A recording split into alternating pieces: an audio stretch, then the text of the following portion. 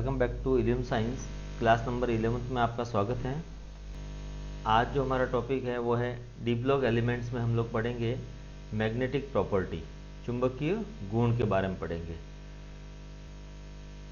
तो किसी भी पदार्थ में चुंबकीय गुण उत्पन्न होने का क्या कारण हुआ वो हम यहाँ देखेंगे। तो किसी पदार्थ में चुंबकीय गुण जो उत्पन्न होते हैं वो उसके इलेक्ट्रॉन के कारण उत्पन्न होते हैं।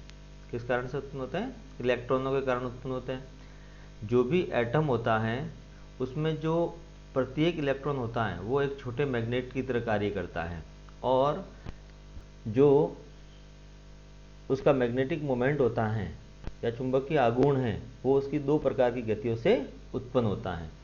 वो दो गतियाँ कौन सी हैं वो हम यहाँ आगे देखते हैं। पहली जो गति होती है वो कहलाएगी कक्षीय गति, या जिसको बोलेंगे हम लोग ऑर्बिटल मोशन कहेंगे। इसमें क्या होगा, इलेक्ट्रॉन जो होगा वो उस नाभिक के चारों ओर क्या करेगा, गति करेगा। जैसे ये डायग्राम में आपको दिखाया गया है कि ये जो आपके पास क्या हो गई, ये उसका हो गया न्यूक्लियस हो गया और ये हो गया इलेक्ट्रॉन हो गया। तो ये इलेक्ट्रॉन क्या कर रहा है, इस न्यूक्लियस के चारों ओर क्या कर रहा है, ये गति कर रहा है। तो इस प्रकार की जो गति हुई वो कहलाती है कक्षीय गति, या जिसको बोलेंगे ऑर्बिटल मोशन। और जब इलेक्ट्रॉन मोशन करेगा तो उसका कोई ना कोई मैग्नेटिक मोमेंट जनरेट होगा, और ये जो मैग्नेटिक मोमेंट हुआ जो उसकी ऑर्बिटल मोशन से वो क्या कहलाता है, कक्षीय चुंबकीय आघूर्ण, या कहलाएगा ऑर्बिटल मैग्नेटिक मोमेंट, जिसको म्यू एल से दर्शाएंगे। इलेक्ट्रॉन की जो दूसरी गति होती है वो होती है चक्रण गति, स्पिन मोशन। इसमें क्या होगा, जो इलेक्ट्रॉन होता है वो अपने अक्ष के चारों ओर क्या करेगा, स्पिन करेगा। देखिए डायग्राम देखिए, ये जो आपको शो किया गया इस डायग्राम में, ये हो गई उसकी एक्सिस हो गई, और इसके इस पर क्या कर रहा है ये इलेक्ट्रॉन, ये जो इलेक्ट्रॉन है वो इलेक्ट्रॉन क्या कर रहा है, यहाँ स्पिन कर रहा है, चक्रण कर रहा है। तो इस प्रकार की गति से उसमें एक चुंबकीय आघूर्ण मैग्नेटिक मोमेंट जनरेट होगा, और उस मैग्नेटिक मोमेंट को हम कहेंगे चक्रण चुंबकीय आघूर्ण या स्पिन मैग्नेटिक मोमेंट, जिसको म्यू एस के द्वारा शो किया जाएगा। तो इस प्रकार से हमने देखा कि कोई भी सब्सटेंस जो होगा, पदार्थ होगा, उसमें जो चुंबकीय गुण की उत्पत्ति के लिए कौन जिम्मेदार है, इलेक्ट्रॉन जिम्मेदार है, और उसके लिए भी क्या, उसकी दो प्रकार की गतियाँ। अब आगे देखते हैं कि पदार्थ का जो कुल चुंबकीय आघूर्ण होगा वो कैसे हम कैलकुलेट करेंगे। तो जो पदार्थ का कुल चुंबकीय आघूर्ण होता है वो उसके कक्षीय चुंबकीय आघूर्ण और चक्रण चुंबकीय आघूर्ण, उन दोनों का क्या होगा, योग होगा। अर्थात अगर कुल चुंबकीय आघूर्ण देखा जाए तो म्यू क्या लिखेंगे, mu L plus mu S, bore magnetron. तो इन दोनों चुंबकीय आघूर्णों का जो सम होगा वो आपको उस पदार्थ का कुल चुंबकीय आघूर्ण बताएगा। अब चुंबकीय गुणों के आधार पर अगर पदार्थ को हम बांटना चाहें कि मैंने एक पदार्थ लिया और उसको बाह्य चुंबकीय क्षेत्र में रखा, तो वो कैसा व्यवहार करेगा, उसके आधार पर पदार्थ को कितने भागों में बांटा गया है, सब्सटेंस को 5 भागों में बांटा गया है। तो जो पहला भाग होता है वो कौन सा है, अनुचुंबकीय पदार्थ, जिसको बोलेंगे पैरामैग्नेटिक सब्सटेंस। दूसरा होगा प्रतिचुंबकीय, या बोलेंगे जिसको डायमैग्नेटिक सब्सटेंस। तीसरा होगा लोह चुंबकीय, फेरोमैग्नेटिक। प्रतिलोह चुंबकीय, एंटी फेरोमैग्नेटिक, और लास्ट जो है वो फेरी मैग्नेटिक। इस टॉपिक में यहाँ हम इन दो के बारे में अध्ययन करेंगे, अनुचुंबकीय और प्रतिचुंबकीय, पैरामैग्नेटिक और डायमैग्नेटिक सब्सटेंस। तो सबसे पहले हम स्टार्ट करते हैं अनुचुंबकत्व या पैरामैग्नेटिज्म क्या होगा, कि कोई भी पदार्थ क्या कब पैरामैग्नेटिज्म शो करेगा और कब वो डायमैग्नेटिज्म शो करेगा। मतलब अनुचुंबकीय गुण के लिए पदार्थ में क्या कंडीशन होनी चाहिए। तो सबसे पहला हम देखते हैं कि जो भी आपका पदार्थ दिया गया है, अब वो एटम है, आयंस है, उसमें क्या होगा, अनपेयर्ड इलेक्ट्रॉन प्रेजेंट होने चाहिए। अगर उसमें अयुग्मित इलेक्ट्रॉन उपस्थित है, अनपेयर्ड इलेक्ट्रॉन उपस्थित है, तो वो सब्सटेंस क्या कहलाएगा, पैरामैग्नेटिक सब्सटेंस कहलाएगा। अब अगर इनको बाह्य चुंबकीय क्षेत्र में रखा जाए इस प्रकार के पदार्थों को, तो वो कैसा व्यवहार करते हैं। तो जब इस प्रकार के पदार्थों को बाह्य चुंबकीय क्षेत्र में रखते हम, तो वो क्या रहेंगे, उस क्षेत्र से दुर्बल रूप से क्या होंगे, आकर्षित रहेंगे। अब जो पैरामैग्नेटिक सब्सटेंस हुआ, उसका एक गुण और हम लिखते हैं कि अगर इनको हम चुंबकीय क्षेत्र में रखते हैं तब तो ये चुंबकीय गुण रखेंगे, लेकिन जैसे ही हमने चुंबकीय क्षेत्र हटा दिया, तो ये अपना क्या करते हैं, चुंबकीय गुण क्या कर देते हैं, खो देते हैं। उनका जो मैग्नेटिक प्रॉपर्टी होती है वो लॉस्ट हो जाती है। क्लियर है। अब इस पर टेम्परेचर का इफेक्ट देखते हैं। जो टेम्परेचर जो होता है वो पैरामैग्नेटिज्म का क्या होगा, व्युत्क्रमानुपाती होगा। इसका मतलब हुआ कि अगर मैं टेम्परेचर बढ़ाता हूँ, क्या बढ़ाता हूँ, टेम्परेचर बढ़ाता हूँ, तो उसका जो अनुचुंबकीय गुण है या पैरामैग्नेटिज्म जो कैरेक्टर वो क्या हो जाएगा, धीरे धीरे डिक्रीज हो जाएगा। अब इसके एग्जाम्पल देखते हैं। एग्जाम्पल में लिखा गया है, पहला ऑक्सीजन है O2। आप लोगों ने 11th में पढ़ रखा था कि जो VBT थी वो ऑक्सीजन को डायमैग्नेटिक बताती थी, लेकिन MOT के बेसिस पर एक्सप्लेन किया गया था कि यह एक पैरामैग्नेटिक सब्सटेंस है, क्योंकि MOT के बेसिस पर इसमें अनपेड इलेक्ट्रॉन बताए गए। और यही हमने पढ़ा है कि अगर अपने पास अयुग्मित इलेक्ट्रॉन उपस्थित है तो वो सब्सटेंस कैसा होगा, पैरामैग्नेटिक या अनुचुंबकीय पदार्थ होगा। क्लियर है। अब बात करता हूँ Cu+2 Fe+3 क्रोमियम आयन जो है, ये अपने पास अनुचुंबकीय गुण दर्शाते हैं। तो सबसे पहले एग्जांपल लेता हूँ मैं यहाँ पर Cu+3 का। तो सबसे पहले क्या है, Cu+2 का सबसे पहले एग्जांपल लेता हूँ Cu+2 का। तो Cu का सबसे पहले इलेक्ट्रॉनिक कॉन्फ़िगरेशन लिखते हैं। एटॉमिक नंबर आपको बताया गया था 29 होता है, और उसका जो इलेक्ट्रॉनिक कॉन्फ़िगरेशन लिखा था, हमने लिखा था 3d10 और फिर लिखा था 4s1। एक्सेप्शन केस था ये। अब मुझे क्या करना है, देखो यहाँ से कितने इलेक्ट्रॉन हटाने, 2 इलेक्ट्रॉन हटाने हैं। तो ये जो 2 इलेक्ट्रॉन जो हटेंगे वो कहाँ से हटाएंगे, पहला इलेक्ट्रॉन तो जाएगा यहाँ से, इसके बाद में एक इलेक्ट्रॉन हटेगा यहाँ से। तो कॉपर को कन्वर्ट किया मैंने किसमें, +2 में। तो जो पहला इलेक्ट्रॉन है वो कहाँ से हटाया, 4s से हटाया, और जो दूसरा इलेक्ट्रॉन हटेगा 3d से। तो इस तरह से 3d में क्या हो जाएंगे, यहाँ ये 9 इलेक्ट्रॉन रहेंगे।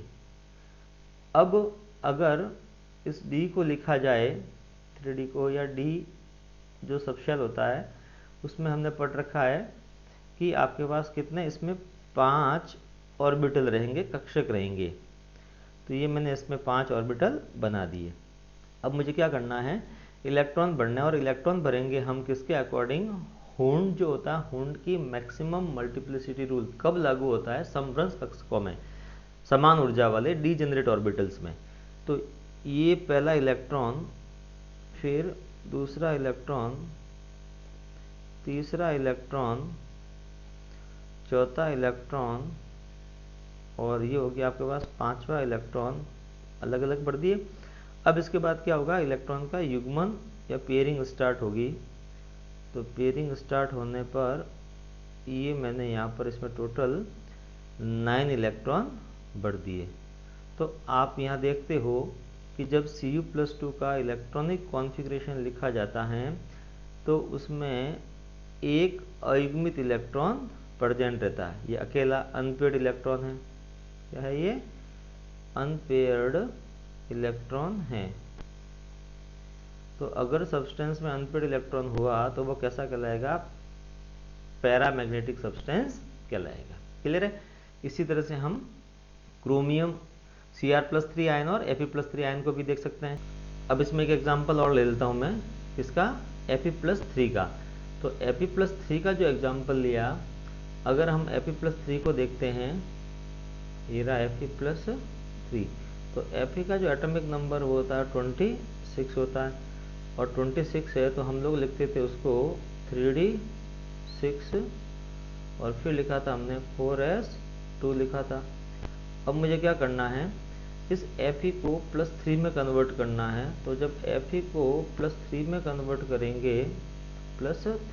करेंगे, तो क्या होगा कि 2 इलेक्ट्रॉन तो कहाँ से हटेंगे, आपके S से हटेंगे और एक इलेक्ट्रॉन कहाँ से हटेगा, इस 3D से जाएगा, तो यहाँ जो बचेगा वो बचेगा 3D5 बचेगा। तो इस तरह से अगर इस D को बनाया जाए तो D को हम लोग बना के देखते, देखो इसमें ये 1 2 3 और ये टोटल क्या हो गया आपके पास 5 ऑर्बिटल हो गए।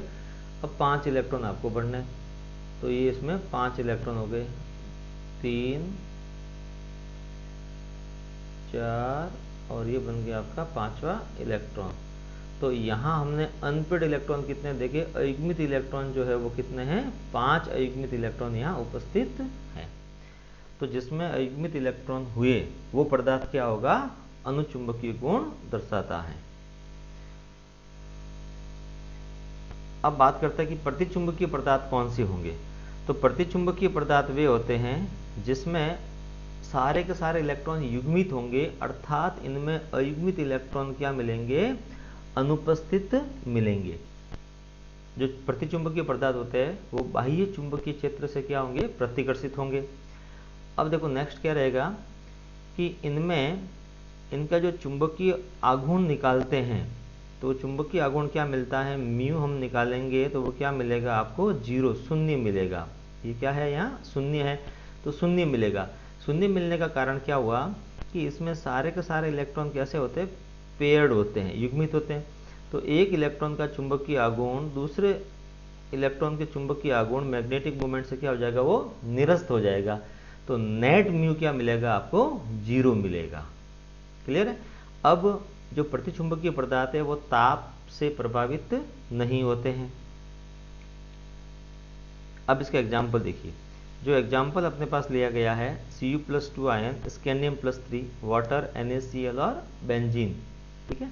अब यहाँ मैं एग्जाम्पल स्कैंडियम और कॉपर को लेके एक्सप्लेन करता हूँ। तो देखो स्कैंडियम में जरा देखिए कि स्कैंडियम का एटॉमिक नंबर होता है 21 और जब इलेक्ट्रॉनिक कॉन्फ़िगरेशन लिखेंगे तो 3D14S2 हो गया। स्कैंडियम को बदलना है +3 में बदलना है, +3 में बदलेंगे तो 2 इलेक्ट्रॉन यहाँ से और यहाँ, तो अनपेड इलेक्ट्रॉन टोटल कितना रहेगा इसमें, 0। अगर अनपेड इलेक्ट्रॉन 0 है तो मैग्नेटिक मोमेंट क्या रहेगा, उसका 0 रहेगा। और जब चुंबकीय आघूर्ण उसका 0 आता है तो इस प्रकार के पदार्थ क्या कहलाएंगे, प्रतिचुंबकीय पदार्थ कहलाएंगे, और ये गुण कहलाएगा प्रतिचुंबकत्व या डाईमैग्नेटिज्म कहलाएगा। सेकंड एग्जांपल लेते हैं Cu+1 का। तो देखो Cu का इलेक्ट्रॉनिक कॉन्फ़िगरेशन लिखा हुआ है और उस इलेक्ट्रॉनिक कॉन्फ़िगरेशन में Cu+1 में आपको यहाँ एक भी अनपेड इलेक्ट्रॉन नहीं है, सारे के सारे इलेक्ट्रॉन क्या कहलाएंगे, पेयर्ड है, युग्मित है। तो इसमें भी अनपेड इलेक्ट्रॉन क्या आए, 0 आए, तो म्यू क्या मिलेगा, 0 मिलेगा। तो मैग्नेटिक मोमेंट क्या हो गया, 0। तो इस प्रकार से हमने क्या देखा कि जो अनुचुंबकीय पदार्थ और प्रतिचुंबकीय पदार्थ में हम लोग क्या कर सकते हैं, विभेद कर सकते हैं। पहला क्या था कि जो अनुचुंबकीय पदार्थ होगा उसमें अनपेड इलेक्ट्रॉन उपस्थित होगा और जो प्रतिचुंबकीय उसमें अयुग्मित इलेक्ट्रॉन अनुपस्थित रहेगा, सारे के सारे इलेक्ट्रॉन क्या रहेंगे, पेयर्ड रहेंगे। ये एक मेजर डिफरेंस है इसका। ठीक, चलो नेक्स्ट बढ़ते आगे। अब कि किसी भी पदार्थ के चुंबकीय आघूर्ण की गणना करनी है, कैलकुलेशन करनी है, तो हम लोग कैसे करेंगे। हम यहाँ पढ़ रहे डी ब्लॉक एलिमेंट्स के बारे में पढ़ रहे हैं। तो डी ब्लॉक एलिमेंट्स में क्या होता है कि जो मैग्नेटिक मोमेंट जो होता है, टोटल मैग्नेटिक मोमेंट है, वो हम केवल एक स्पिन ऑनली फार्मूले से कैलकुलेट करते हैं। उसका कारण क्या होता है कि जो संक्रमण तत्व होते हैं उसमें n-1d जो सबशेल होता है वो इलेक्ट्रॉन कहाँ होते हैं, बिल्कुल सरफेस पर होते हैं। वो सीधे के सीधे बाहरी वातावरण से वो कांटेक्ट में होते हैं, प्रभावित होते हैं। इस कारण से क्या होगा, जो इलेक्ट्रॉन की जो ऑर्बिटल मोशन है वो कक्षीय गति बहुत सीमित हो जाती है, क्विंच हो जाती है। इस कारण से जो कक्षीय गति से चुंबकीय आघूर्ण उत्पन्न होना चाहिए था, जिसको हमने कहा था कक्षीय चुंबकीय आघूर्ण, उसका मान क्या हो जाता है, नगण्य, नेग्लिजिबल हो जाता है। तो हमने जब म्यू टोटल जो निकाला था वो निकाला था mu L plus mu S. अब यहाँ कहा गया आपको कि जो डी ब्लॉक एलिमेंट्स है उसमें जो कक्षीय चुंबकीय आघूर्ण है उसका योगदान क्या रहेगा, नगण्य रहेगा। तो हम यहाँ से इसको हटाएंगे तो डी ब्लॉक एलिमेंट्स के लिए जो म्यू निकाला जाता है वो अप्रोक्सीमेट इक्वल किसके आता है, म्यू एस, प्रचक्रण फार्मूला या स्पिन ऑनली फार्मूला से। वो फार्मूला क्या है हम आगे देखते हैं। ये देखिए नेक्स्ट, कि जो डी ब्लॉक एलिमेंट्स है, जो प्रथम ट्रांजिशन सीरीज है, उसमें चुंबकीय आघूर्ण का जो निर्धारण उसमें उपस्थित अयुग्मित इलेक्ट्रॉन, अनपेड इलेक्ट्रॉन की संख्या के आधार पर किया जाता है, और ये प्रचक्रण फॉर्मूला की सहायता से करते हैं। ये रहा प्रचक्रण फॉर्मूला। क्या है प्रचक्रण formula? Spin only formula mu N N plus two, जहां एन क्या बताएगा? एन बताएगा आपको अनपेयर्ड इलेक्ट्रॉन के बारे में। तो आपको अयुग्मित इलेक्ट्रॉन देखने आने चाहिए। अगर आपको अयुग्मित इलेक्ट्रॉन देखने नहीं आएंगे तो आप न तो उसकी मैग्नेटिक प्रॉपर्टी को क्लियर कर पाओगे, और नहीं एक प्रॉपर्टी आगे और पढ़ेंगे हम उसके, coloured property D block element की, वो भी आपकी क्लियर नहीं होगी। तो ये फॉर्मूला बहुत इंपॉर्टेंट है। फॉर्मूला भी आप लोग ध्यान रखेंगे कि जो ट्रांजिशन एलिमेंट है उनके मैग्नेटिक मोमेंट निकालने का फॉर्मूला क्या हो जाएगा? Mu N N plus two, और इसकी जो यूनिट होगी वो होगी क्या होगी? बोर मैग्नेट्रॉन होगी। क्लियर? अब किसी भी सीरीज में हम लेफ्ट टू राइट जाते हैं तो सबसे पहले क्या होगा? उसमें अनपेड इलेक्ट्रॉन का नंबर बढ़ेगा। उसके बाद में क्या होगा? इलेक्ट्रॉन की पेयरिंग होगी। तो जब अनपेड इलेक्ट्रॉन बढ़े हैं तो उसका जो अनुचुंबकीय व्यवहार भी क्या होगा? पहले बढ़ेगा, और उसके बाद में जब इलेक्ट्रॉनों का युग्मन हो जाता है, पेयरिंग स्टार्ट हो जाती है, अर्थात अयुग्मित इलेक्ट्रॉनों की संख्या क्या होगी? डिक्रीज होगी। तो उसका जो अनुचुंबकीय व्यवहार है, पैरामैग्नेटिक कैरेक्टर, वो भी धीरे धीरे क्या होगा? डिक्रीज होगा। ये आपको टेबल में बताया गया है कि इलेक्ट्रॉनिक कॉन्फ़िगरेशन लिखा हुआ कि स्कैंडियम को देखते हैं तो कितना अनपेड इलेक्ट्रॉन है? 1 मिला। और अगर मैं टाइटेनियम की बात करूँ तो कितना मिला? 2 मिला। तो पहले बढ़े, तो ये यहाँ तक तो बढ़ते हैं ये। इसके बाद में क्या होगी? Fe तक जाते, तो फिर Fe में इलेक्ट्रॉन की पेयरिंग स्टार्ट हुई। तो यहाँ देखो पहले कितने इलेक्ट्रॉन? 1 2 3 और 4 रहे। फिर यहाँ कितने इलेक्ट्रॉन? 3 है। तो धीरे धीरे अनपेड इलेक्ट्रॉन का नंबर घट रहा है, तो उसका जो अनुचुंबकीय व्यवहार है वो भी क्या होगा? धीरे धीरे कम होगा। क्लियर? अब देखो आपके सामने क्वेश्चन दिया हुआ है जिसमें हम उसकी मैग्नेटिक मोमेंट उसका कैलकुलेट करेंगे। क्वेश्चन पूछ रहा है कि जलीय विलयन में द्विसंयोजी आयन, डाइवैलेंट आयन के चुंबकीय आघूर्ण मैग्नेटिक मोमेंट की कैलकुलेशन कीजिए यदि इसका परमाणु क्रमांक कितना दिया हुआ है? 25 दिया हुआ है। ठीक है ना? तो जो परमाणु क्रमांक 25 या एटॉमिक नंबर जो 25 होता है वो किसका होता है? Mn का होता है, मैग्नीज का होता है। और हम इसमें देखेंगे अभी कि इसमें Mn+2 डाइवैलेंट में उसमें 5 अयुग्मित इलेक्ट्रॉन या अनपेड इलेक्ट्रॉन प्रेजेंट है। तो ये आपके पास क्या हुआ? Mn आया, इस Mn का एटॉमिक नंबर लिखा 25, और इसका जो इलेक्ट्रॉनिक विन्यास लिखते थे हम लोग, लिखते थे 3d5, और फिर हमने लिखा था 4s2। क्या लिखा था? 3d5 4s2। अब मुझे क्या करना, देखो इस Mn को किस में कन्वर्ट करना है? Mn+2 में कन्वर्ट करना है। तो ये Mn जब Mn+2 में कन्वर्ट होगा, +2 में कन्वर्ट होगा, तो इलेक्ट्रॉन कहाँ से हटेंगे? पहले 2 इलेक्ट्रॉन हटेंगे। तो ये हमने लिखा इसको 3d5 लिखा। क्या लिखा? 3d5। और 3d5 इसमें अनपेड इलेक्ट्रॉन हम लोग जब चेक करेंगे तो हमें 5 अयुग्मित इलेक्ट्रॉन मिलेंगे। ये 5 ऑर्बिटल इसमें d सबशेल या उपकोष में हम बना लेते हैं।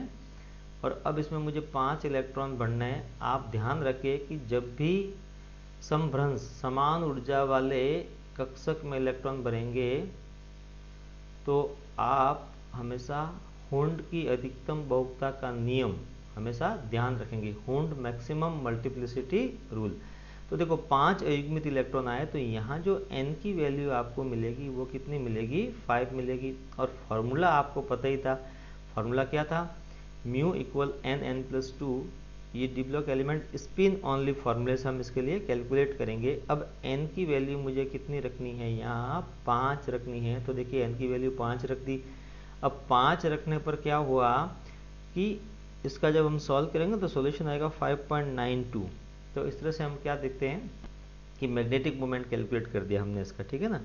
अब ध्यान रखिए जितने अनपेड इलेक्ट्रॉन हैं उसके इक्वल ही लगभग क्या आएगा? आपका मैग्नेटिक मोमेंट आएगा। 5 है तो 5 पॉइंट समथिंग वैल्यू आएगी, और अगर 3 अनपेड इलेक्ट्रॉन है तो 3 पॉइंट समथिंग उसकी वैल्यू आएगी। क्लियर है? अब एक क्वेश्चन और देखते हैं हम इसके ऊपर कि आपको एक डाइवेलेंट आयन और दिया हुआ है, M+2 मतलब डाइवेलेंट आयन हो गया, द्विसंयोजी आयन, और जिसका परमाणु क्रमांक कितना लिया गया, 27 लिया गया है, और इसका प्रचक्रण मात्र स्पिन ओनली फॉर्मूले से चुंबकीय आघूर्ण की गणना करनी है। और स्टूडेंट देखिए कि जो एटॉमिक नंबर 27 है वो होता है कोबाल्ट का होता है। किसका होता है? कोबाल्ट का। तो ये मैंने लिखा कोबाल्ट का, और कोबाल्ट का एटॉमिक नंबर 27 बता दिया आपको। ये आपको ध्यान रखना पड़ेगा कि एटॉमिक नंबर 27 पर कौन सा है। अब मुझे पहले क्या लिखना है, इसका इलेक्ट्रॉनिक विन्यास लिखना। तो मैंने आपको ट्रिक बताई थी कि जो 2 के बाद जो नंबर आ रहा है उसको सीधा आप कहाँ डाल दीजिए, डी में डाल दीजिए, एक्सेप्ट क्रोमियम और कॉपर के लिए। तो कोबाल्ट में हमने क्या लिखा, ये 3d7 लिखा, और S में कितने इलेक्ट्रॉन ले लिए, 2 इलेक्ट्रॉन ले लिए। अब आपको कोबाल्ट को किस में कन्वर्ट करना है, कोबाल्ट जाएगा +2 में, दिया हुआ ना, ये रहा M+2 आयन, तो +2 में। तो इसका मतलब क्या हो गया कि मुझे 2 इलेक्ट्रॉन हटाने, ये 2 इलेक्ट्रॉन हटा दिए मैंने यहाँ से। कि जब 2 इलेक्ट्रॉन हटाए यहाँ से, तो अब जो बचा वो बचा 3d7। अब हम क्या करते हैं, इसमें अनपेड इलेक्ट्रॉन देखते हैं। तो डी में 5 ऑर्बिटल बना लेते हैं। ये सारी चीज़ें आपको करनी आनी चाहिए। अगर आपको अनपेड इलेक्ट्रॉन और इलेक्ट्रॉनिक कॉन्फ़िगरेशन नहीं आएगा, पहले तो इलेक्ट्रॉनिक कॉन्फ़िगरेशन सीखना, उसके बाद में इसमें अनपेड इलेक्ट्रॉन निकालने। और ये आगे वाले वीडियो में सारे बता दिए गए हैं पूरे। तो ये 1, फिर ये 2, 3, 4, और ये हो गए 5।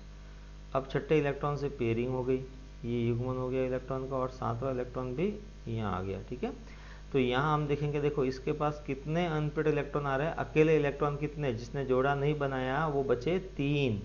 तो जो n की वैल्यू आई वो कितनी आएगी, इसमें 3 आएगी। तो इसका मतलब इसका मैग्नेटिक मोमेंट 3 पॉइंट समथिंग आएगा। अब मैग्नेटिक मोमेंट निकालने का फॉर्मूला जो था, म्यू इक्वल, अभी ऊपर लिखा था ना, ये रहा, तो ये था n, और फिर लिखा था n+2 बोर मैग्नेटॉन, ये आया, इसकी यूनिट हो गई बोर मैग्नेटॉन। ठीक है, अब यहाँ n की वैल्यू आप n की वैल्यू रखो, कितनी रखनी है अपने को, 3 रखनी है। तो 3 और 3+2 हो जाएगा। तो देखो, और इसको जब सॉल्व करेंगे तो सॉल्व करने पर कितना जाएगा, 5√15, और आप रूट लेंगे इसका तो वो आएगा अप्रोक्सीमेट 3 पॉइंट, जो भी इसकी वैल्यू आ जाएगी 7, ये बोर मैग्नेट्रॉन आ जाएगा। ठीक है, तो इस तरह से हम, अगर हमें इलेक्ट्रॉनिक कॉन्फ़िगरेशन लिखना आएगा तो हम क्या निकाल सकते हैं, अनपेयर्ड इलेक्ट्रॉन और अनपेयर्ड इलेक्ट्रॉन आ गए तो आप मैग्नेटिक मोमेंट कैलकुलेट कर सकते हो।